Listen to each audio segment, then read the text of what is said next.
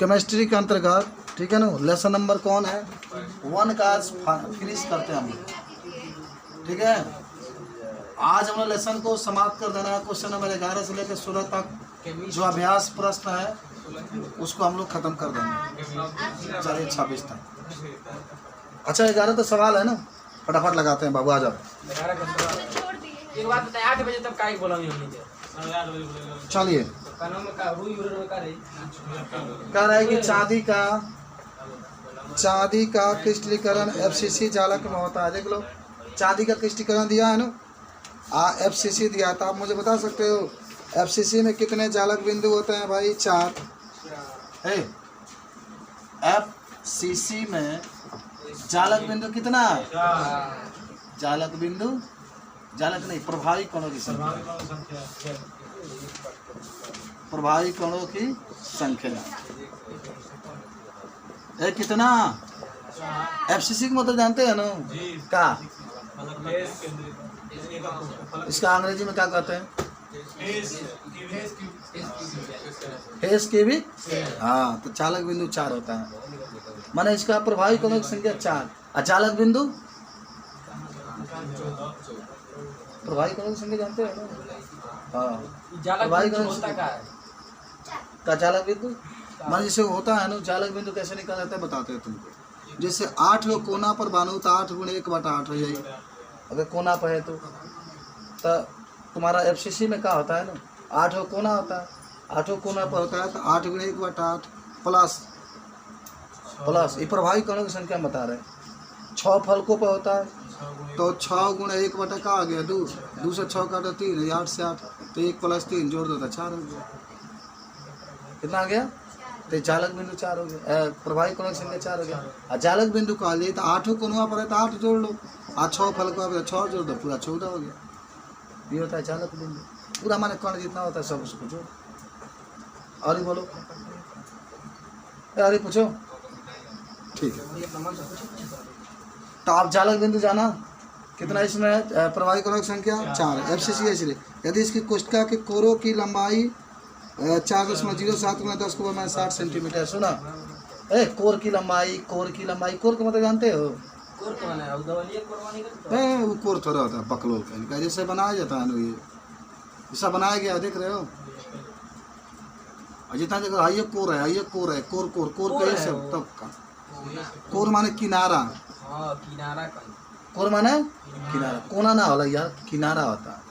तो कोर को किसे, जैसे कोर का मतलब भुजा, तो ये से कोर की लंबाई ये कितना दिया है? ये आपका दिया है 4.07 × 10⁻8 सेंटीमीटर, 4.07 × 10⁻8 सेंटीमीटर। और क्या दिया? अभी लिखना नहीं है, केवल समझना है तुम लोग को। देखो और क्या दे दिया, और घनत्व दे दिया है डी का मान 10.5 ग्राम प्रति सेंटीमीटर क्यूब। तो क्या पूछ रहा है क्वेश्चन में? कैपिटल एम का मान पूछ रहा है, परमाणविक द्रव्यमान कहेगा तो एम का मान आपके पास पूछ रहा है। याद है सो? हम आपको बताएं थे सर, घनत्व बराबर क्या होता है? द्रव्यमान बटा आयतन, लेकिन आयतन की जगह भुजा क्यों लिख देंगे? ऊपर आप प्रभावी कणों की संख्या से गुणा कर देते हैं, नीचे अवगाद्रो संख्या से गुणा कर देते हैं। याद हुआ ना? नीचे अवगाद्रो संख्या, ऊपर प्रभावी कणों की संख्या। कहाँ निकालना है तुमको? ये निकालना है। परमाणु द्रव्यमान पूछ रहा है, इसको छोड़ो, बाकी सबको ऊपर करो बाबू। मजा आ गया लगाने में सवाल। हाँ, बटा में जेड बराबर हो गया यम, ये तो बचपन से पढ़ते हैं। ए का जगह, अब डी की जगह पर दिया है, रखो डी की जगह कितना है? 10, यहाँ पर लिखो 10.5 गुणे यानी एक मान, अरे याद करो 6.022 × 10 को पते ही सबको याद होना चाहिए। 2 3 भी लिख सकते हैं, 2 भी लिखे कोई अंतर नहीं है। और जेड और क्या है ना, और तो एक क्यू है, तो एक का मान क्या दिया है? 4.07 × 10 के पावर कितना है? -8 है। इसके ऊपर क्यू कर देंगे बट्टा में, जेड का मान 4 बराबर एम। हल करना तो आता है, इसका आगे आप हल कर लीजिएगा खूब बढ़िया से। इसको दशमलव हटाइएगा, इसको दशमलव हटाइएगा, आया के 3 बार लिखिएगा, 3 बार। 4.07 × 10⁻7 तो -24 हो जाएगा, +23 से घट गया 1 हो जाएगा, -1 होगा। जब पूरा आप हल कर देंगे तो हल करने के बाद आपका आ जाएगा यम बराबर 106.56 ग्राम प्रति मोल। अगर डाउट है तो कहिए तो हल करके बता दें, और बता देते हैं, थोड़ा सा बता देते हैं। सुनो ये कैसे आ गया, ठीक है। सुनो हाँ 105 है, इधर आ जाओ बाबू, 105 है ना, 100 क्या है 5 है, दशमलव हटा रहे हैं तो नीचे एक 10 लिख लो, चलो आराम से एकदम ब्लैक पर ही देखना, देखो ना इसको, ये कितना है तो 6023 है, गुणा 10 के ऊपर 23 है। अच्छा बताओ दशमलव के बाद कितने अंक है 3, 3 को 0 बढ़ा लो, यहाँ पर क्या करना है। अच्छा इसको 3 बार आप लिखिए, चलिए लिख देते हैं 4.07, 4.07, 4.07, इतना आया। गुण है, अच्छा इसको तो 3 बार लिखोगे ना, 10 को -7, 10 को -7, 10 को -7, -24 हो जाएगा। तो 10 के ऊपर माइनस कितना हो गया 24 हो गया, 2 2 4 6 को 0 बढ़ाएंगे, हटा दो इसको दशमलव को, तो 10 के ऊपर कितना हो गया 6, हाई हो गया, हाई हो गया। अच्छा अभी 4 बचा है ना, ये वाला 4 बचा, ठीक है 4 बचा। ये काम करना है, आप जानते हो क्या, एक ये है 3 ये है, तो 3 1 4, 6 4 10, एक पूरा हटा दोगे तो 10 के ऊपर 10 हो जाएगा, हो गया ना। अब क्या होगा 105 गुणे 6023 गुणे 407 गुणे 407 गुणे 407 बटा में 4 और गुणे हाई देखो, हाई -24 में 23 घटा दो, माइनस हाई लगे जा रहे हैं तो -10, अरे 10 है तो -10, तो माइनस कितना आ गया 11 हो गया। और भाई पूरा गुणा करना है आपको, पूरा क्या करना है गुणा, तो गुणा कर दे, चलो कर लेते हैं, क्या दिक्कत है, तनी टाइम लगेगा, कहाँ है पूरा एकदम देख लेते हैं आता है कि नहीं। 105 से गुणा करो, 5 है 15 के 5, 5 में 10 के 11, 11 5 6 पे 30 हो जाएगा। उसके बाद से कट कर दो 0 0 0 0 कट कर दो, 3 2 0 6 जोड़ दो, 5 1 4 2 3 6, इतना आ गया। अब इसका गुणा किससे करना है आपको 407 से, 407, चलो ये मिटा देते हैं, ऊपर गुणा करते हैं। चलिए तो कहाँ आया था, कितना गुणा किया था, कितना आया था 8 आया था, कितना आया था 63 24 15। एकदम ध्यान से पहले सुनो, ठीक है ना, बीच में मत पूछना कहाँ से, अरे यार रखो ना मोबाइल से, देखो पहले मोबाइल हम कर नहीं रहे हैं, मोबाइल से करोगे फिर डाउट रहेगा कि हमने अपने हाथ से नहीं किया, फिर मन में शक रहेगा, इसको करते। चलो 7 में 35 का 5 हाथ में 3, 7 में 7 3 10, 7 चौका 28 से 29, 7 के कई 2 23 और 7 माने 7 छः 42, 7 में 35 का 5 3 और 7 में 7 3 10 के 0 हाथ में 1, 7 चौका 28 से 29, तो 7 में 14, 7 में 14 और 2 16, मैं 2 यहाँ से और 7 का कई सा 2 ना, एक हाथ से 22 और 7 छः 42 और 2 44, ठीक है। चलो चुप जा रहा, 0 0 चुप जा रहा, बंद बोलो बीच में 0 0 0 कि 1 2 3 4 5 है, तो 1 2 3 4 5 एक और, अब कट में रह जा 4 बजे 20 के 0, 4 कम 4 4 4 2 6 4 4 16 6 2 8 9 4 3 12 के 2 6 24 1 25 5 0 9 6 6 12 6 2 ये इसके साथ लेना है, 6 2 8 1 9 इसके साथ लेना है, 9 1 10 के 0 हाथ में 1 4 2 6 1 7 आता भाई 5, ठीक है 25 73 92 70 आया है, चलो हो गया। अब इसका गुणा फिर करना, उनको ऊपर उतार के तब करना है, हाँ 2 5 7 3 9 2 9 0 5 और बाद से कितना हो गया 400, हाँ। मोबाइल भी फेल कर गया होगा ना 7 बजे 35 का 35 लिखो, चलो 7 में 63 के 3 लिखो, 7 में 14। 35 क्या लिखेंगे? अच्छा 0 है। अरे 0 है ना, अरे 7 में 35 का 35 0 है, तो 7 में 63 के 3 हाथ में 6, 7 में 14 6, अब हो जाएगा, छोड़ दें, 20 14 26 हो गए, चलो गुणा कर लो। मैं तो समझा दिया है ना, नहीं तो कहोगे सर खाली डायरेक्ट आंसर लिख देता है। चलो लग जाएगा। अब आते हैं क्वेश्चन नंबर 12 के पास। 11 खत्म, किसके पास? 12 के पास। क्या कहते हैं 12 के? एक घनीय ठोस। इसमें 107 आंसर आया है सब्जी हमारा। भाई कहा हो गया ना, ये 106 है तो 5 से अधिक हटा देते जोड़ जाएगा ना, हो जाएगा 107। लोगों के बीच में डायरेक्शन मारे 107 आ गया, तो हम लोग जानते ही नहीं 107 कैसा है। कहता है कि घनीय ठोस के 2 तत्व पी और क्यू से बना है। अब सुनो क्वेश्चन है जरा, हो गया। कह रहा है कि एक घनीय ठोस 2 तत्व पी और क्यू से क्या है बना, माने ठोस है उसमें 2 तत्व उपस्थित है, पी और क्यू। हाँ, घन के कोने पर माने कोना जितना बा क्यू पर परमाणु अंतः केंद्र पर पी परमाणु स्थित है। इस यौगिक का सूत्र आपको बताना है कि क्या होगा।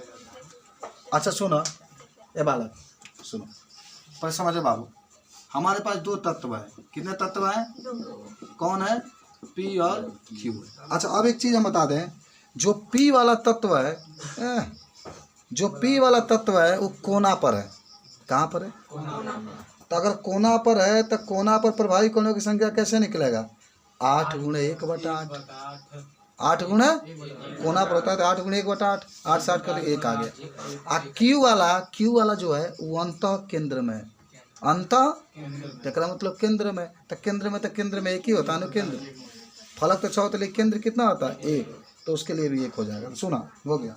यहाँ पर लिखना है, जानते हो क्या? पी जब कोनों पर हो, कहाँ हो?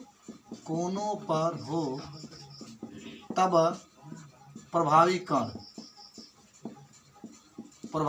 आपकी किताब में लिखा है ना, पी कोने पर है तो प्रभावी कण कितना होगा? 8 × 1/8 काट दो तो कितना आ गया? 1 आ गया। कितना आ गया? 1 आ गया। क्यू जब केंद्र पर हो, कहाँ हो? केंद्र पर हो, तब प्रभावी कण एक ही होगा। केंद्र में होगा तो 1 होगा, कोना पर होगा तो 1। तब इसका सूत्र बता दो क्या होगा यौगिक का? ये भैया पी के नीचे 1, क्यू के नीचे 1। कहाँ पी के नीचे 1 लिखाया यार? 1 आया तो क्या लिखेंगे? 4 लिखेंगे, 1 लिखेंगे। क्यू का भी कितना आ गया? 1, तो बस बात खत्म। यही था हमारा आंसर। अच्छा बताओ क्वेश्चन समझे हो? एक बात समझो, जैसे कह रहे हैं ना कि पी है तो पी जो है कोनों पर रखा गया, तो जब कोना पर आता है तो कोना पर प्रभावी कण कैसे निकालते हैं? 8 × 1/8 नियम होता है कि कोना पर रहेगा तो 8 × 1/8, फलक पर रहेगा तो 2 × 1/2। तो कोना पर है तो कोना पर में लिखा है 8 × 1/8। 8 को कोना होता है, 8 को कण भी होता है, तो बट्टा में करके 8 से 8 कर गया, कितना आ गया ये? आज जब केंद्र पर होगा तो पूरा केंद्र कितना है? केंद्र कब है? केंद्र का 2 हो सकता है? आपको प्रश्न है क्या? केंद्र 2 हो सकता है? हाँ, केंद्र एक ही होता है। जहाँ केंद्र का होता है ना, यहाँ से इसकी लंबाई उसकी लंबाई उसकी लंबाई उसकी सब बराबर। क्या 1 से 2 को छोड़ सकता है? एक ही केंद्र है। कहाँ बराबर? मतलब कहीं ना कहीं होगा, जरूर नापोगे तो पूरा होगा। तो कहीं बाहर निकलते तो चलो 12 हो जाएगा। शराब, चलो शराब का सूत्र याद है ना? क्या होता है? H2S5 हो जाए। कहाँ से शराब? मन बता दिए, केमिस्ट्री है ना, पता है केमिस्ट्री है तो आता है। अच्छा क्वेश्चन नंबर 13 देखते हैं बाबू, सुना 13 नंबर। नायोबियम कह रहा है कि नायोबियम का सूत्र जानते हो? NB होता है, capital N small b। Niobium का क्रिस्टलीकरण क्या होता है? कोई बताएगा? क्रिस्टलीकरण यार देखो, कोनो चीज़ को क्या करो, कोनो चीज़ को पानी में डालो, सब माने एकदम सिंपल से बात बताते हैं, और जा करके नीचे बैठ गया, इसी को क्रिस्टलीकरण कहते हैं। जैसे पानी में बालू डालो, नीचे जाके बालू बढ़ गया, क्रिस्टलीकरण। पानी में सबसे अच्छा एग्जाम्पल होता है, पानी में फिटकरी डालो, फिटकरी जाके नीचे बैठ जाता है। का नहीं बैठेगा, का नहीं बैठेगा, चीनी नहीं बैठेगा, नमक नहीं बैठेगा, यूरिया नहीं बैठेगा, वो तो गल जाएगा ना। गलने वाला चीज नहीं बैठे। तुम्हारा समझो टीचर वो जानकारी रखता है तभी तो बोलता है नमक ना बैठी ना। 1 गिलास पानी में हाँ आधा गिलास नमक लाई हाँ। बैठ गई तो अगर गर्म कर दो, गर्म गरम कर का ये बात मिला गरम में बैठी लग बात है। चलो तेरा नंबर आ जाओ बाबू। हाँ तो क्या करे पहले समझो। अब चलो पढ़ो ना। कह रहा है कि नाइबोबियम का किष्टिकण अंतः केंद्रित घनीय संरचना होता है। अंतः केंद्रित कह रहा है बाबू, अंतः केंद्रित। बाबू बताओ बलिराम, अंतः केंद्रित जब कहेगा तो प्रभावी कण कितने होंगे? अंतः केंद्रीय हाँ दो, एगो केंद्र में एगो फलकवा पर, फलकवा के कोना पर। माने 8 कोना होता है ना, तो 8 कोना होता है तो 1 लिख लो। तो चलो 2, हाँ एगो हाउ एगो हाउ, कितना 2 आपके हो जाएंगे। अब सुनो कुछ और दिया है, इसका घनत्व भी दे दिया है डी का मान। घनत्व क्या दे दिया? डी का मान दे दिया कितना? 8.55 ग्राम प्रति सेंटीमीटर क्यूब। माइनस में है का है? कुछ नहीं। तो बट्टा में रहेगा तो माइनस में कैसे लिखेंगे? या तो बट्टा में लिखोगे तो ऊपर करोगे तो माइनस में हो जाएगा, क्या दिक्कत है? हम लोग सिखाते, हम लोग समाकलन है, कल देख रहे थे। एक्स के नीचे 2 है तो ऊपर लेके x -2, नीचे 3 था तो लेके जा रहे थे -3, 4 था तो -4, 5 था तो -5। लेकिन 1/x था तो x को नीचे ऊपर नहीं लेके जा रहे थे। ऐसे क्यों? हाँ? हो सकता है लेकिन समाकलन में नहीं होगा, क्योंकि समाकलन में -1 में 1 जोड़ेंगे तो 0, जो कि संभव नहीं है, इसलिए इसको log x लिख दिया जाता है। चलो क्यों जो मैथ के सवाल है इसी आ देखो ओ एम का तुम्हारा मान दे दिया 93 यू। कितना दे दिया? अच्छा क्या पूछ रहा है? नो त्रिज्या पूछ रहा है, परमाणु त्रिज्या आर का मान पूछ रहा है। लाजवाब सवाल है, क्या नहीं मालूम बताओ आपको? हैं समझे हो ना? माने क्वेश्चन में जो कहा वो हमने रख दिया। क्वेश्चन में आपसे क्या कहा? घनत्व तो कह रहा था 10.55 रख। फिर आपका जो प्रभावी कण तो ये तो निकालना पड़ेगा ना, ये तो नाम से ही पता चल जाएगा 2 होता है। आज आपका एम का मान 93 यू, त्रिज्या पूछे तो आर निकालना है। त्रिज्या हाँ का है? अरे त्रिज्या दिया है ना, त्रिज्या निकालना है। हाँ तो क्या करना है? निकल गया। अच्छा ये भी निकालना है ना, तो ये निकालेगा तो त्रिज्या निकल नहीं जाएगा। अच्छा एक याद होगा अंतः केंद्रित में, किसी बच्चा को याद है अंतः केंद्रित जब आपको मैं बता रहा था तो थोड़ा सा डिस्कशन में कर लूँ। अंतः केंद्रित जब मैं पढ़ा रहा था आपको, सिर ऊपर करो यार, कब तक झांकते रहोगे? किताब में नकल से कुछ नहीं होगा। यहाँ पर एक बार पर समझो, मेरे क्वेश्चन का जवाब दो, तब आपको माना जाएगा कि आप अच्छे स्टूडेंट हैं। क्या जी? हाँ तो जब आप अंतः केंद्रित पढ़ रहे थे, याद है ना, अंतः केंद्रित में 8 कोने पे कण होता है, एक केंद्र में होता है। ये तो बात सबको याद है। दूसरा क्या बात है कि अंतः केंद्रित जो कोशिका होती है इसमें प्रभावी कण कितने होते हैं? 2 लिख दिया गया। क्या याद है? ये भी आपको याद है। अंतः केंद्रित जो कोशिका होती है इसमें कुल जालक बिंदु कितने होते हैं? 9 होते हैं, और एक केंद्र में होता है 8 कोने पर। ये भी आपको याद है। हाँ अब आपसे क्वेश्चन है कि जो अंतः केंद्रित कोशिका होती है इसमें संकुलन क्षमता कितना होता है?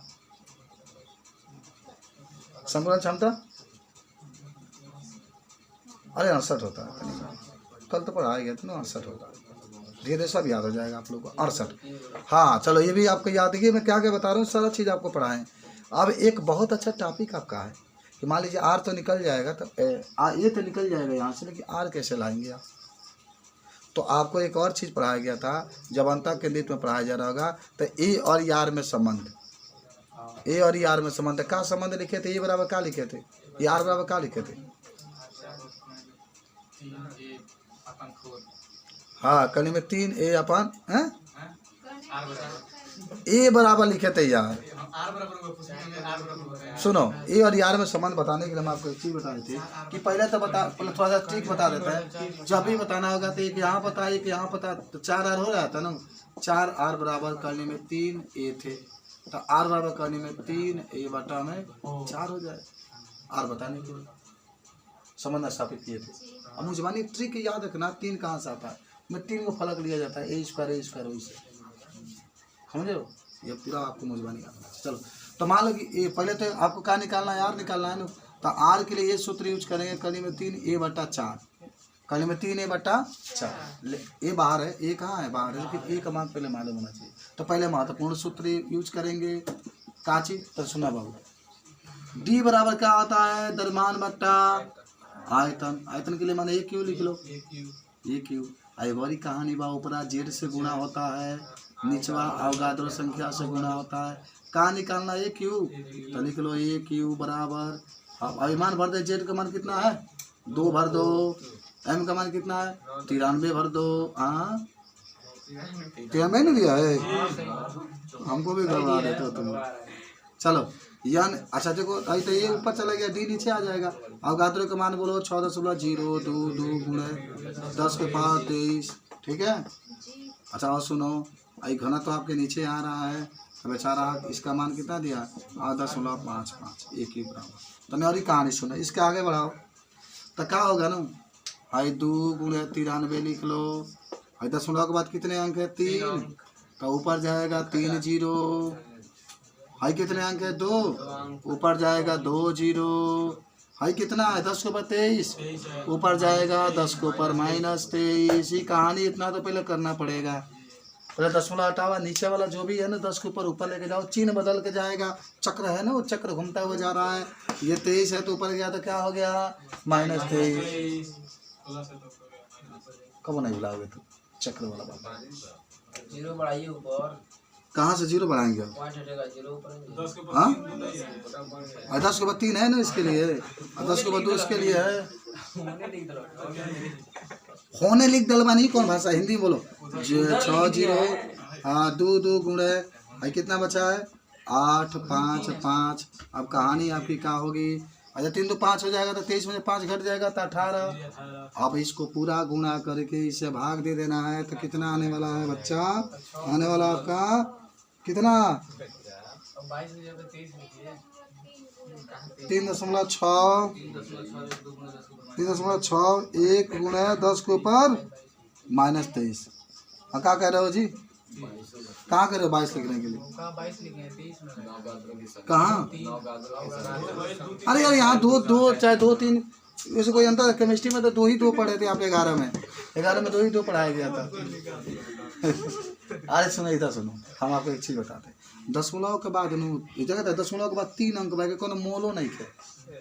10 के बाद जो अंक होता है इसका कोई मोल नहीं होता, बस समझ लो। अच्छा 4 रुपया है, 4 अगर 50 लिख दे तो क्या कहोगे, हाँ 4 रुपया 50 पैसा के कोनो मोल नहीं, हटा सकते। हाँ तनी इस चलो इसका तो तनी मोलो है, लेकिन ज़्यादा सोचो 4.05 भाई के कोनो मोल नहीं के। एक क्या पढ़ोगे 4 रुपया। हाँ तो सीख लेना एक चीज़, अगर ये 0 नहीं देता है तभी इसको 4 रुपया 50 पैसा पढ़ा जाएगा, और इसको 4 रुपया 5 पैसा पढ़ा जाएगा। अगर नहीं मालूम हो तो याद रख लेना। आई हमको जानते हो कहाँ ये हमको आया था, हमारे मामा के जब लड़का का शादी हो रहा था ना, तो उसी में पूछा गया था। हाँ चला तो इतना आ गया, लेकिन कहानी तो अभी बहुत अधूरी है। इधर सुनो हाई ए पर 3 है ना, तो हटाओ अंदर घुसाओ 3.61 आगुण है 10 के ऊपर कहता ना -23 या 3 लिखा है क्या, तेहरा लागी। तेहरा का मतलब अगर -21 होता ना यहाँ, तब 10 के ऊपर -7 निकल जाता। 10 को -7 गुना 10 को -7 गुना 10 को -7 3 बार, तब तेहरा लगाते एक निकाल लेते। 1 मिनट सुनो ना, अगर यहाँ 24 होता तब क्या निकालते, तो 24 करने के लिए जो नहीं सुनो, 24 करने के लिए क्या करना है ना, कि इसको एक जैसे 3.6 एक है ना, अच्छा ये कह रहे हो, सुनो बताते हैं। जैसे ये है ना, जब गुणा करके भागो करोगे तो फिर और इतनी पड़ जाएगा 3 5 बढ़ जाएगा, इसलिए 30 लिखा गया। जैसे माने 10 हटाओ ये ना, जैसे आएगा जानते हो कितना हो सकता है कि आएगा ही है ना। जैसे मान लो तुम्हारा सही है ना, जैसे भाग दिए तो 0.000003 आ गया। अभी 6 एक आ गया गुणा 10 के ऊपर माइनस आपका 18 जगह करे तो ऐसे ही आ गया, भाग देने पर इतना आ गया, इसमें घटा करके 18 आ गया। अब क्या भाई 10 उठा करके यहाँ पर लेकर आएंगे, तो कितने अंक लेकर आए 1 2 3 4 5, तो 10 के ऊपर -5 आ गया, तो 18 5 23 हो जाएगा। सही पूछा प्रश्न, ठीक है। चलो अब क्या होगा, अगर 10 यहाँ से उठा के यहाँ कर दे तो कितना आ जाएगा, यार कितना होगा, हाँ यहाँ पर 36.1 गुणे तो ये बढ़ जाएगा ना, तो 10 के बाद माइनस 24, आगे और ही बढ़ जाओ। अब बताओ मुझे कि अगर ये तेहरा का मतलब क्या है, दिमाग लगाओ बाबू, तो दिमाग लगाओ। हाँ, तो अगर यहाँ पर 27 होता है तो 3 गुणे 3 गुणे 3 कर लेते तो इसमें से 3 निकल जाता, तो दिमाग लगाओ। अगर यहाँ कितना होता 27 तो क्या निकलता, तो 36 अगर 27 में 3 निकलता, 64 होता 4 निकलता, मन हो जाएगा। 27 होता तो 3 आज 64 होता तो 4, तो 27 और 64 के बीच में भाई तो क्या निकलेगा, 3 से तो नहीं अधिक निकलेगा। 3.3 3 गुना 10 के ऊपर -8 24 होता, तेहरा लगाओगे तो -8 गुना -8 के 3 में निकलेगा ना, तो यहाँ आ जाएगा 3.33 गुना 10 के ऊपर -8। क्या निकाल रहे 1, हाँ ये यार मैंने 24 के 3 बार नहीं लिखोगे यार, कौन मैथ के स्टूडेंट हो तुम लोग, कौन मास्टर पढ़ाता है तुमको, कौन मास्टर मैथ पढ़ाता है, कौन स्कूल में पढ़ते हो यार। 10 के -24 है तो 10 के -8 नहीं निकलेगा। देखो भाई है 10 के -8 10 के -8 10 के -8 ऐसा लिख रहे हो, यहाँ 3 है तो तेहरा लगेगा तो 1 नहीं निकल जाएगा, जोड़ा जाएगा, गुणा करते हैं तो गुणा करते हैं तो 1 लिखते हैं ना, पूरा जोड़ देते हैं, और क्या नहीं पढ़े का, जब आधार बराबर होता है तो घात को जोड़ देते हैं। 24 के घन करे, 24 के घन कि 24 के घनमूल, तो 3 दै तक का, अरे यार किसका मान निकल गया, ए का मान निकल गया। अब क्या करो, इधर आ जाओ, ये मिटा देते हैं। अब किसका मान निकालना है, आर का, तो आर का कैसे निकालोगे, निकाल लेते हैं, चलो यहाँ आर का मान निकाल लेते हैं। आर का तो पहले लिखना नो, आर के मान के लिए, आर के मान समझो, तो क्या होता है ना, आर बराबर करनी में 3a/4, तो करनी में 3 वैसे ही लिखो, ए का तो मान निकला है ना यहाँ पर 3.33 इंटू 10 के पावर -8 नीचे पूरे तब 4। अब यहू में दिक्कत है आपको, अरे मन करो तो खाली भाग दे दो, इसमें क्या करना है ना, 0 लिखो, 8 चौक 32, 8 चौक 32, तो 33 होते को बचेगा तो 13 हो जाएगा ना, 8 एकम 8 5 50 8 6 48, आई करने में 3 लिख लो, और गुना 10 को -8 लिख लो, और क्या गुणा करके 10 को -8 सेंटीमीटर आ जाएगा। तो फिर करने में 3 का मान भी भर के गुणा करोगे तो आ जाएगा। अगर और अच्छा लिखना चाहते हो तो 0.816 गुणे करने में 3 का मान 1.732 होता है, 10 को -8 लिखो, अब गुणा कर दो, तो फिर देखो 6 अंक के बाद 10 लगेगा, तो जब गुणा कर दोगे तो आपके पास आ जाएगा कितना, सिर्फ इतना आ जाएगा, माने गुणा करोगे तो आ जाएगा 14.29 गुणे 10 को -9 मीटर, 9 मीटर। लेकिन अब 9 की जगह यहाँ पर हमने क्या लिख सकते हैं, नैनोमीटर लिख सकते हैं ना, फिर नैनो की जगह पर 10 को -9 लिखा जाए, ये हमारे पास कहाँ आ गया आंसर। देखो पहले हम बता देते हैं, देखो एक अच्छा स्टूडेंट की एक क्वालिटी होती है कि जब सवाल आप पढ़ रहे हैं, अगर आपको हार्ड नज़र आता है तो आप इसको घर पर जा करके पढ़िए, आसान महसूस करिए। हर एक चीज़ आपको मैंने बता दिया, अब आपको गुणा भाग जो भी सीखना है उसको आप घर पर जाइए, अपने कुछ टाइम दीजिए इसके। ए यार पढ़ने वाला बच्चा नहीं देगा तो आखिर कौन देगा, दुकान चलाने बच्चा के कहाँ पास टाइम, हाँ घूमने वाला का कहाँ टाइम है, मोबाइल चलाने के पास कहाँ टाइम, जो बच्चा पढ़ता है किताब का ज्ञान देता है वो तो आपका होता है आपका। अभी एक क्वेश्चन नंबर कितना से आप बताना है, बताओ। 14। यदि अष्टफलकीय रिक्तिका को त्रिज्या आर हो, अनिवित संकल्प परमाणु त्रिज्या कैपिटल आर होता आर गए, यार बहुत आसान, लिख लो। क्वेश्चन नंबर कौन है, 14 नंबर। ऐसा मत खींचो, ऐसे ही लिख लो 14 के ऊपर।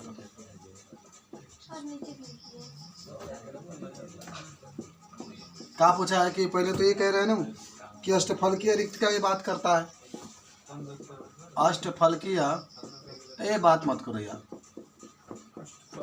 हम जो पूछते हैं उसका जवाब दो। बराबर नाम अष्टफलकीय रिक्तिका किसे कहता है, पहले बताओ। अष्टफलकीय तो ना बताओ, पहले पढ़ना, मोबाइल वाले के ज़्यादा यूज करो तभी टैलेंट हो जाओगे जल्दी से तुम। हाँ मान लो पूरा छूट गया 4-5 महीने का पढ़ाई, तब तो दिक्कत होगा ही। अष्टफलकीय रिक्तिका क्या होता है, 6 गोला से जो खाली स्थान बचता है उसे क्या कहते हैं, अष्टफलकीय रिक्तिका। तो कहत अष्टफलकीय रिक्तिका में स्मॉल आर और कैपिटल आर में संबंध। ठीक है, क्या होता है तो लिख लो।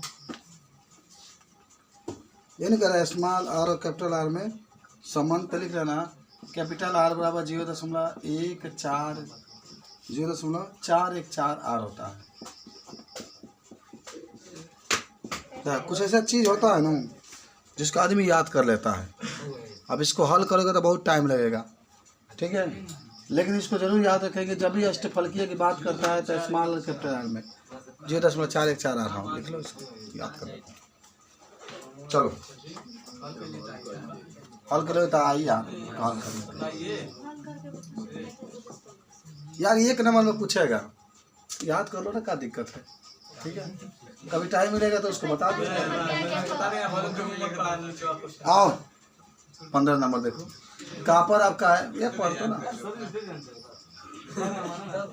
कापर है, एफसीसी का मतलब जानते हैं ना, फलक केंद्रीय का कुछ टाइम कितना चलक बिंदु को प्रभावी कौन,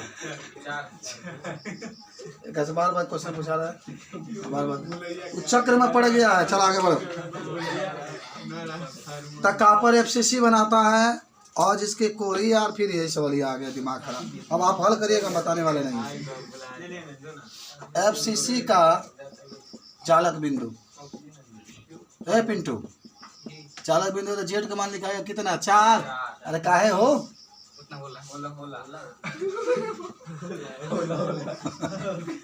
अरे होला। चले ठीक है, कोर की लंबाई का मान कितना दे दिया है बालक, 3.61 गुना 10 के ऊपर माइनस। अच्छा अभी हम लोग हल किए थे, इतना आया था। ये का मान देखा याद आ रहा है, दरअसल ये घनत्व के ऊपर है ना, हमारे दे दिया है, क्या दे दिया जानते हो। यह दरअसल एक गणना किए गए घनत्व के मान तथा पारे के घनत्व इतना में समानता है। मैं इसमें घनत्व आपको निकालना गया, क्या निकालना है, घनत्व। अब पारा है ना, पारा का परमाणु द्रव्यमान दिया है, पारा कापर दिया 3.5 होता है, 3.5। अच्छा बताओ तुम लोग, जेड दे दिया, ए दे दिया, डी निकालना, एम दे दिया तो निकल नहीं जाएगा। अरे यार, अरे दीवानो मुझे पहचानो, तो डी बराबर कहाँ आ जाएगा, घनत्व द्रव्यमान बटा आयतन, आयतन का मतलब ये पथरी हमें जेड से गुणा हो जाए, हमें अवगाद्रो संख्या से गुणा हो, बात खत्म। बात हाँ, बस मान भर दो, आ गया। जेड का मान कितना, 2, आयम का मान 3.5 और अवगाद्रो का मान 14.023 लिख लाना, तो फिर लगभग कहें कि 2 लिख देने दूंगा। आइए का मान दिया है कितना, 3.61 गुना 10 के ऊपर माइनस 8, और इसका ऊपर कितना लिखा जाएगा, 3 लिख लो। अब सबको हल कर लो, बाल को हल करना जानते हैं ना भाई। -24 होगा ऊपर तो +24 हो जाए, माने 2 गुणे 63, लेकिन एगो बाई तो एगो 10 नीचे 10 बढ़ जाएगा, 6 0 2 3 गुणे गुणे गुणे गुणे गुणे गुणे आई 3 बार, 3.61 3.61 3.61। अब भाई देखो रहा 10 के ऊपर 23 है, तो ऊपर लेके जाओ 10 के ऊपर -23, क्या हुआ है, चलो 4 रख दो, क्या करना है। अच्छा ही क्या होगा ना, -23 होगा और ऊपर जाएगा तो +23 होगा, तो ये तो साफ है हो गए, एकदम क्या हो गया, साफ। 24 तो ये को बचेगा 10 में, तो साफ होने गया, इससे काट लोगे इसको, साफ। आज 10 के बाद 2 अंक, 10 के बाद 2 अंक, 10 के 2 अंक, तो 10 के ऊपर 6 हो जाएगा, हटा दे 10, हटाओ हटाओ हटाओ, और 10 के ऊपर 6 लिख दो। इसके लिए नहीं लिखे हैं, किसके लिए, 603 तो इसके लिए भी लिख दो 10 के ऊपर 3, यहाँ से 2 16 हटा है, तो 6 3 कितना हो गया, 9। अब इसमें भाग दे दीजिए, तो हमारे पास आ जाएगा 8.97 ग्राम प्रति सेंटीमीटर की घनत्व। ठीक है, आ जाएगा आपका, नोट कर लो। अच्छा देखो इस, चलिए क्वेश्चन नंबर कितना है बाबू? 16 पर चले हम लोग। आओ बाबू 16 को हल करते हैं। सुनो 16 नंबर क्या कह रहा है?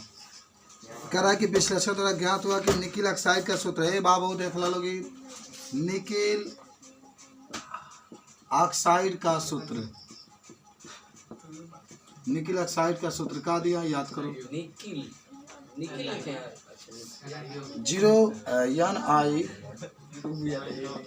0.98 और O 1.00। अच्छा देखो, ये धातु न्यूनता दोष होगा। ए यार देखो ना यार, जितना पढ़ाने में नहीं टाइम लगता तो समझाने में टाइम लग रहा है। हाँ, इसमें क्या है ना, धातु न्यूनता दोष होगा। क्या होगा? क्योंकि देखो धातु की मात्रा इसमें 0.98 है, आई में 1 है, तो माने ऑक्सीजन की मात्रा अधिक है, तो इसी को धातु न्यूनता दोष कहते हैं। यहाँ से याद भी कर लेना। अच्छा बताओ, इसमें निकिल अधिक है कि ऑक्सीजन? ऑक्सीजन 1 है ना, ये तो 0 है, 0.0 है ना, तो 1 के बाद है तो कौन बढ़े? 1 बढ़ा कि 0 बढ़ा? तो 1 बढ़ा, तो इसीलिए ये अधातु होता है। धातु की मात्रा अधिक है, धातु की मात्रा कम है, तो इसी को धातु न्यूनता दोष कहते हैं।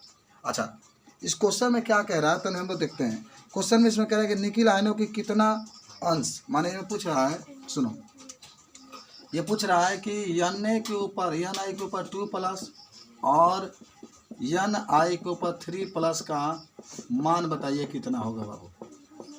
ठीक है, अच्छा चलो हल करें हम लोग।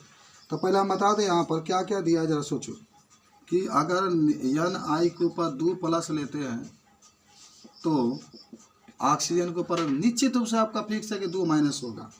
कुछ याद आ रहा है? हाँ, ऑक्सीजन के ऊपर हमेशा -2 ही होता है, और निकिल के ऊपर +2। तो इसका मान कितना दिया बताओ मुझे? इसका मान कितना दिया? ये दिया है ना, 0.98 दिया है। आप प्रतिशत में ये क्या है? 1.00। समझ रहे बात को? दशमलव हटाओगे तो 98/100, और परसेंट अनुपात कहते हैं, इसको भी हटाओगे तो 100 का हो जाएगा 100। तो जब हर बराबर हो तो हर को छोड़ देते हैं अनुपात में, तो खाली 98 से संबंध 100 आ जाएगा। ये अनुपात आया। अच्छा, अब क्या पूछ रहा है मालूम है? पूछ रहा है इसमें कि दोनों का मात्रा पूछा था, तो अब एक बाद से क्या लिखेंगे? माना कि, सुनो आराम से समझना, माना कि Ni2 के ऊपर प्लस का मात्रा x, कितना मात्रा बाबू? x।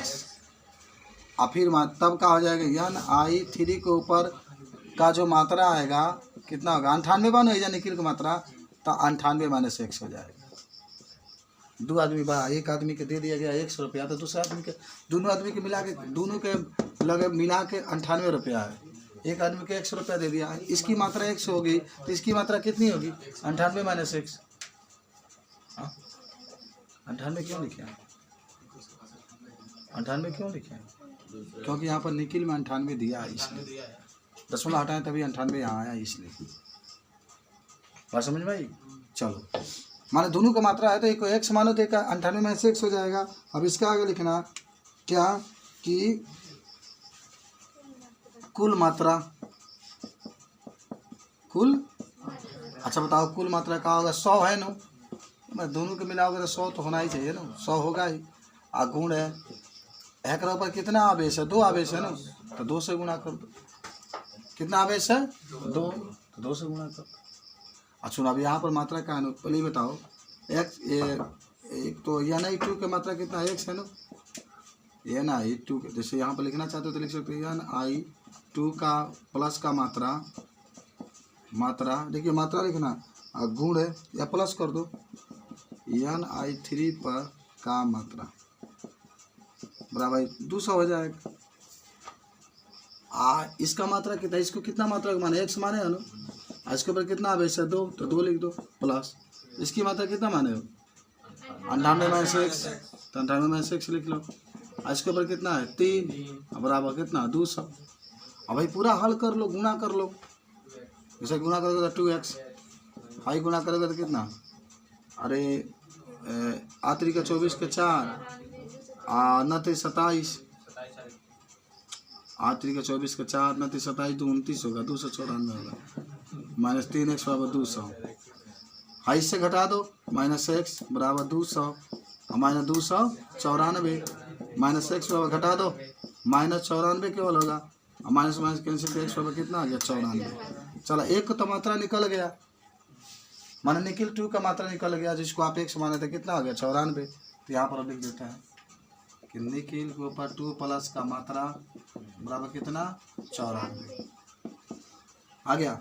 अब किसका मात्रा पूछ रहा है, तो 94 आ गया। निकल 3 की मात्रा कितनी हो जाएगी, निकल 3 प्लस का मात्रा कितना होगा, हाँ 98 माइनस, क्या बात है 4 लिख दो, इतना ही लिख के छोड़ दो, क्या करना, नहीं तो और आगे बढ़ाया जाता तो प्रतिशत में ठीक है, इतना लिख दो, क्या करना, हो गया काम।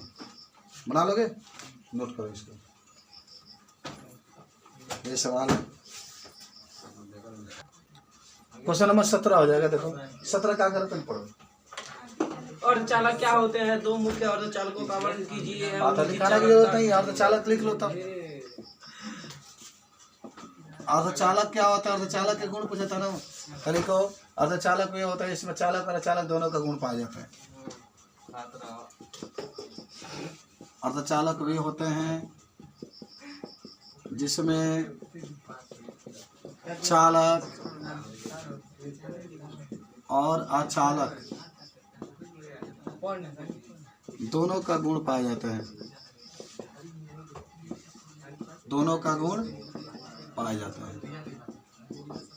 चलो भाई उदाहरण देखते हैं, क्या कर रहा है, हाँ सिलिकॉन है, सिलिकॉन को कौन अच्छे से प्रदर्शित करता है, जर्मेनियम, जर्मेनियम को, चलो हो गया। Question number 17 complete. अब आते हैं 18 के पास।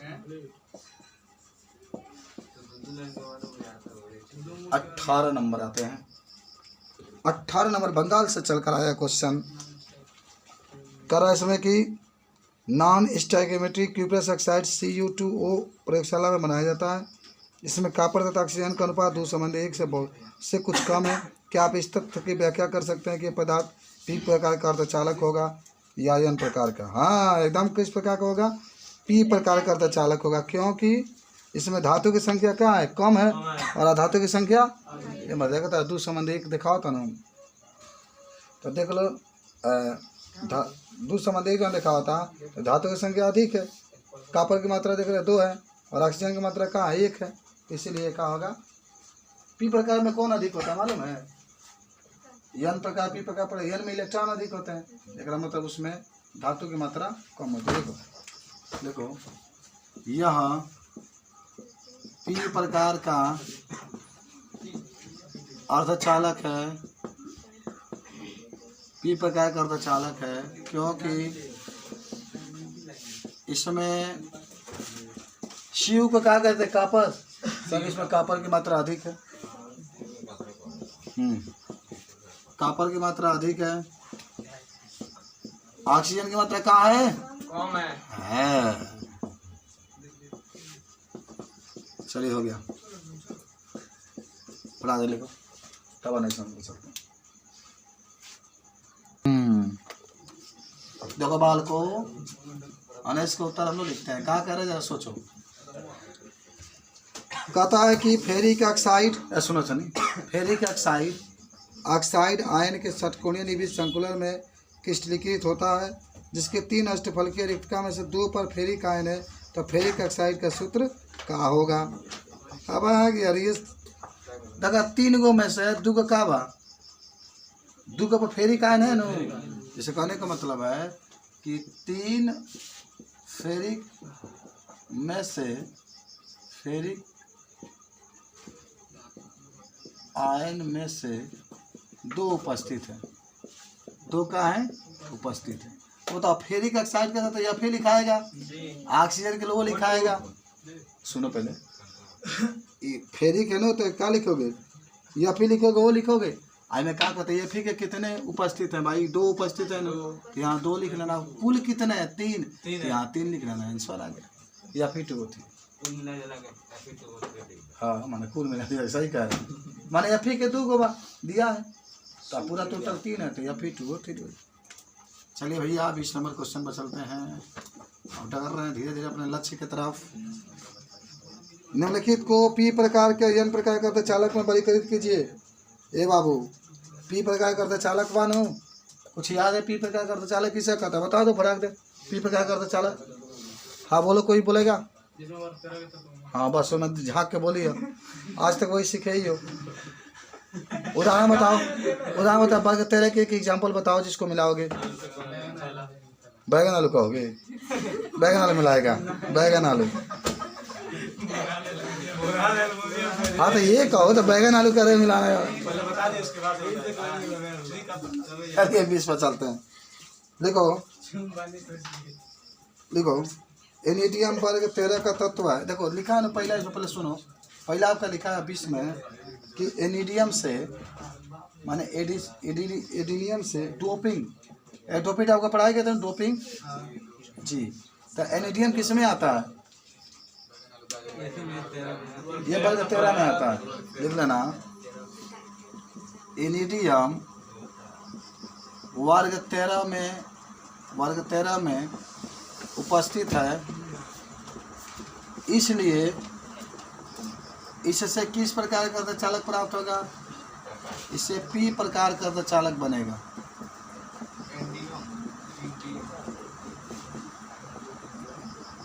ठीक है। और दूसरा क्या कह रहा है? सिलिकॉन से डोपिंग बोरान, वही बोरान से यार, ये तो वर्ग 13 ही के तत्व है यार बोरान। तो लिख लेना बोरान माने बी, बोरान वर्ग 13 के तत्व है, वर्ग 13 का तत्व है। अतः पी प्रकार का अर्धचालक बनेगा। पी प्रकार का अर्धचालक बनेगा। हो गया, हटा के लिखो। तब 21 नंबर पर चलते जल्दी से। क्वेश्चन नंबर आते हैं हम लोग 21 के पास। आ जाओ 21 नंबर पर। सोनार ना सोनार, हाँ सोना दिया है, सुनो। ये सोनार, एक गिलास गर्म पानी लेकर आओ ना। पानी, मैं तो तुमको जहर नहीं पिलाऊंगा, जहर पिला। हाँ वही बात है। सोना का परमाणु त्रिज्या दे दिया बाबू। आर का मान कितना है? 0.144 नैनोमीटर। अच्छा इसमें क्या लिख ले बाबू? फलक केंद्रीय का कोष्ठिका की बात कर रहा है। अच्छा बताओ, फलक केंद्रीय का कोष्ठिका में तो सुनो भैया, ए और आर में क्या संबंध है? अब या तो अंतर कर, ए और आर में संबंध क्या होता है? तो आपको बताया गया था ए बराबर 2 करनी में 2 आर। ए बराबर 2 करनी में 2, ए आपको निकालना है तो 2 वही ना लिखा, करनी में 2 कमाने 4 1 4। आर का मान दबाया 0.144, मार दो गुणा पूरा हरा एकदम। तो गुणा कर होता आ जाएगा तुम्हारे पास कितना? 0.407 नैनोमीटर। ये हमारा आंसर आ जाएगा। सिंपल सा सवाल था। रपट मिटा दो ऊपर वाला।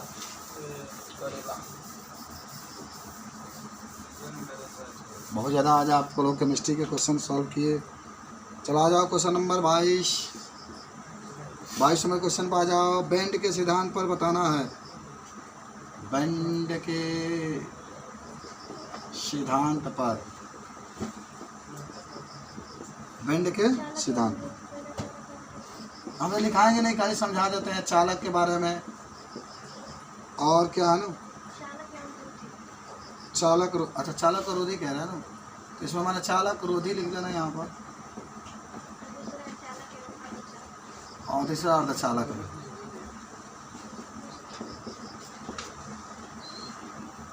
देखो एकदम सिंपल सा बात याद रखना, हम लिखाएंगे नहीं, आप लोग लिखना होगा तो मैं बोल रहा हूँ तो लिख लेंगे।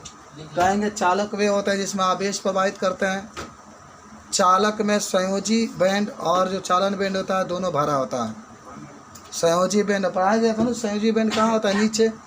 अच्छो से शुरू होता है। चालन बैंड कहाँ होता है? ऊपर। तो जरूर याद रखेंगे यहाँ पर कि चालक वे होता है जिसमें हम लोग आवेश प्रवाहित कर सकते हैं। चालक में संयोजी बेंड और चालन बेंड दोनों क्या होते हैं? भरे होते हैं। याद करो, अगर मैं बोल रहा हूँ तो लिखना तो लिख सकते हैं कि चालक हुआ होता है, इसमें आवेश प्रवाहित कर सकते हैं, इसमें चालन बेंड और संयोजी बेंड दोनों भरे रहते हैं। चालन बेंड और संयोजी बेंड दोनों क्या होते हैं? भरे होते हैं। आइए आ जाओ, अचालक या चालक रोधी। अरे वही अचालक वही चालक रोधी कहा जाता है। माने कहोगे चालक रोधी वे होते हैं जिसमें आवेश प्रवाहित नहीं कर सकते हैं। चालक रोधी वे होते हैं जिसमें आवेश प्रवाहित नहीं कर सकते हैं। इसमें चालन बेंड नहीं भरा होता है, खाली रहता है। चालन बेंड क्या होता है? खाली होता है, इलेक्ट्रॉन नहीं रहते, इसलिए इसमें आवेश प्रवाहित नहीं होता। और चालक क्या होता है? चालक वे होते हैं जिसमें चालक का चालक दोनों का गुण पाया जाता है। इसमें थोड़ा चालन बेंड भरा होता है, थोड़ा संयोजी बेंड भरा होता है। कोई डाउट है तो फिर पूछो। याद हुआ? अरे ये चालक में आवेश प्रवाहित कर सकते हैं, विद्युत में आवेश प्रवाहित नहीं कर सकते हैं, तो चालक में चालक का चालक दोनों गुण पाया जाता है। बात खत्म। चलिए, याद हुआ ना सब? दिखा जाएगा सबका। चलिए आप मिटाएं इसको।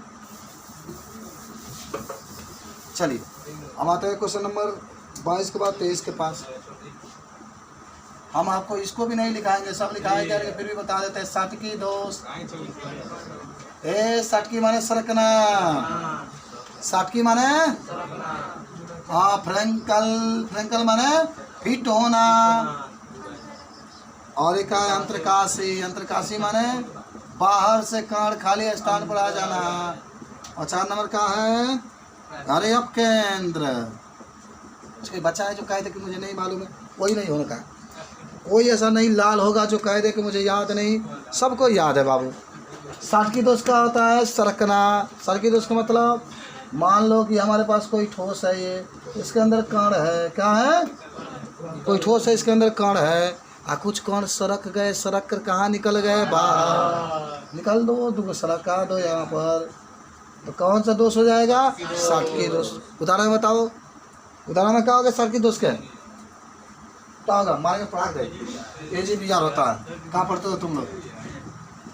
इसमें निकाल लेकिन AGBR तो कभी तुम लोग का मुँह नहीं लगता है कि सब पूछते रहते कहाँ? तुमको बोर्ड में अभी तुमको नर्स बनना है। AGBR का पूरा नाम याद है? हाँ, सिल्वर वर्मा। पागला आ गए हो या तुम? चलिए आइए। अच्छा, फ्रेंकल दोष क्या होता है? सुनो, फ्रेंकल का मतलब होता है फिट होना।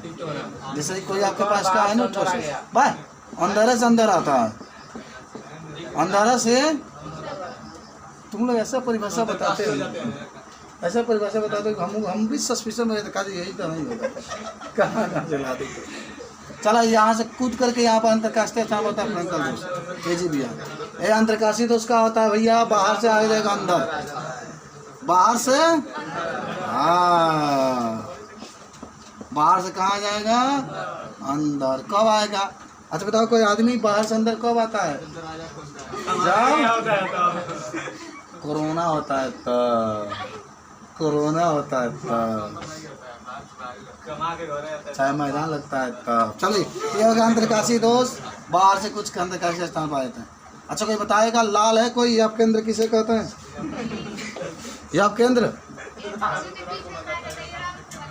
अरे यप केंद्र जो होता है वो जो ठोस होता है ना उसके बीच में पाया जाता है। ये ठोस का रंग है, पीला है, हरा है, नीला है, काला है। ये ठोस के रंग के बारे में क्या करता है? बताता है।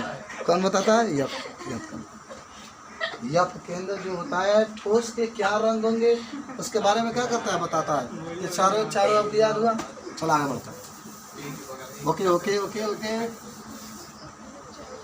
ये सब हम लोग पढ़े हैं ना, इसीलिए। आ जाओ बाल को क्वेश्चन नंबर 24 के पास। अच्छा क्वेश्चन नंबर 24 क्या कहता है देखते हैं। कह रहा है कि एल्युमिनियम, जल्दी से पढ़ते हैं। एल्युमिनियम घनीय निबिड़ संकुल संरचना में क्रिस्टिकल इसका धात्विक अर्धव्यास। ए बाबू, धात्विक अर्धव्यास, अर्धव्यास के कौन नाम बता सकते हो? अर्धव्यास से कौन नाम? त्रिज्या। ये मत रहेगा नहीं कि दिमाग लगा, व्यास का आधा कहता है अर्धव्यास, तो उसी क्या कह देता है? त्रिज्या। घुमा दिया सवाल में, सवाल में घुमा दिया। अर्धव्यास को कहा जाता है त्रिज्या। इसका मान कितना है बालकों? 125 पिकोमीटर दिया है। क्या कह रहा है जानते हो? तो कोर की लंबाई बताना है पहला। कोर की ए या तलक तक कोर की लंबाई कहेगा तब फलक बात ए बराबर 2 करने में 2 आर हो गई।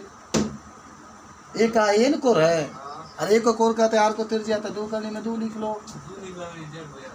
नहीं 2 लिखना। आइए 10/4 1 4, आर का मान तो दिया 125 पिकोमीटर, पूरा मार तो मल्टीप्लाई तो आ जाएगा 354 पिकोमीटर, 354 पिकोमीटर। अच्छा और क्या कह रहे हैं ना, कह रहा है कि 1 सेंटीमीटर क्यूब एल्युमिनियम में कितनी एकक कोष्ठिकाएँ होंगी।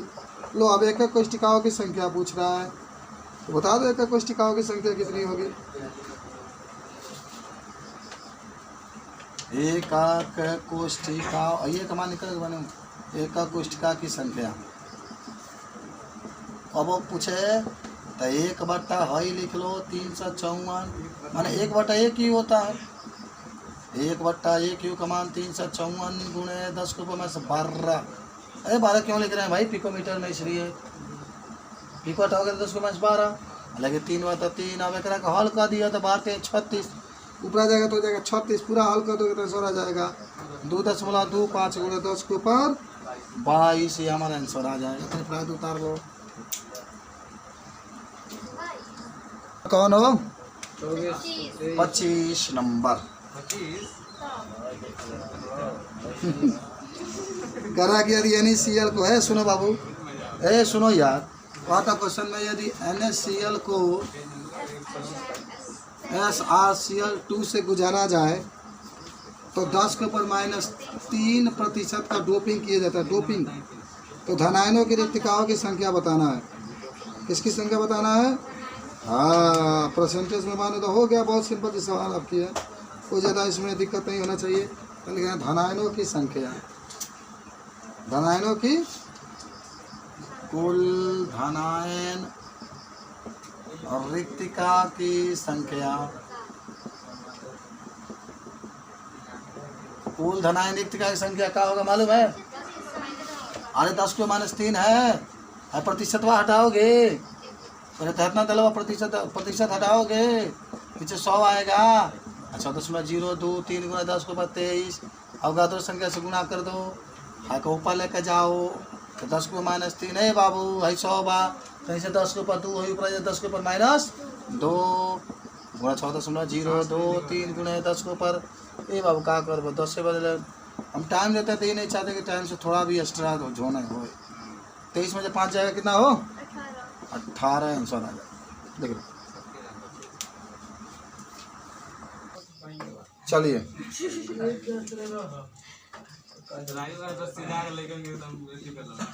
चलिए, लोह चुंबकत्व, लोह चुंबकत्व के बारे में आपका 26वां क्वेश्चन में ये मतलब लोह चुंबकत्व क्या होता है? जब किसी चुंबक लोहा, जब किसी लोहा को चुंबक के पास लेते हैं तो इस जगह क्या होता है? चिपक जाता है। बताने की जरूरत है इसको? No no no no. चलिए दूसरा देख लो, अनुचुंबकीय के माने धीरे से आकर्षित होगा। फेरो चुंबकत्व का मतलब होता है कि ये भी धीरे से आकर्षित होता है लेकिन तब भी माने आकर्षित होता है। हाँ, प्रतिलोह चुंबकत्व का मतलब होता है लोह चुंबकत्व का उल्टा होता है, नहीं चिपकता, दूर हटता है। अरे लोहा चिपकता है, लोहा जब चुंबक पर चिपकता तब प्रति जब जोड़ देंगे तो ना चिपक। हो गया। तो चलिए आज का समाप्त करते हैं, बाकी हम लोग कल। और है क्या इसमें? अच्छा, ये 12 16 और 13 15 वर्गों के का है जी, निम्नलिखित को उचित माने 12 16 और 13 15 वर्गों के माने यौगिक का सूत्र बताना है। अब देखो 12 वर्ग 12 और वर्ग 16 में कौन कौन तत्व आता है? छात्रों देखो, वर्ग